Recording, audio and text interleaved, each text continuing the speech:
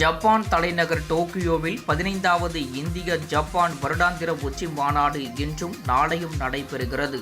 இதில் பங்கேற்பதற்காக பிரதமர் மோடி நேற்று டெல்லியில் இருந்து டோக்கியோவுக்கு புறப்பட்டார். இந்த மாநாட்டில் ஜப்பான் பிரதமர் ஷேகுரு இஷிகாவை அவர் சந்திக்கிறார்.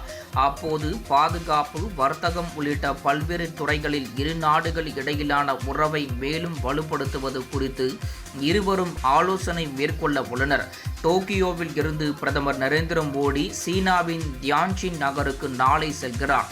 அங்கு 31 மற்றும் செப்டம்பர் 1 ஆகிய தேதிகளில் நடைபெறவுள்ள ஷாங்காய் ஒத்துழைப்பு அமைப்பின் உச்சி மாநாட்டில் அவர் பங்கேற்கிறார். அதன்படி இந்த மாநாட்டில் சீன அதிபர் ஜி ஜின்பிங், ரஷ்ய அதிபர் விளாடிமிர் புதின், பிரேசில் அதிபர் லூயிஸ் இனாசியோ லூலா டா சில்வா, இந்தோனேஷியா அதிபர் பிரபோவோ சுபியாண்டோ, பாகிஸ்தான் பிரதமர் ஷபாஸ் ஷரீப் உட்பட 20க்கும் மேற்பட்ட நாடுகளின் தலைவர்கள் பங்கேற்கின்றனர்.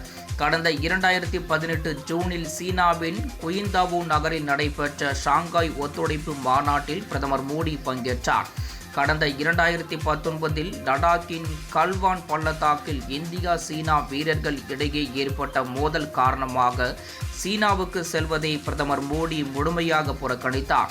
இந்த சூழலில் சுமார் 7 ஆண்டுகளுக்கு பிறகு ஷாங்காய் ஒத்துழைப்பு மாநாட்டில் பங்கேற்க அவர் சீனாவுக்கு செல்வது குறிப்பிடத்தக்கது.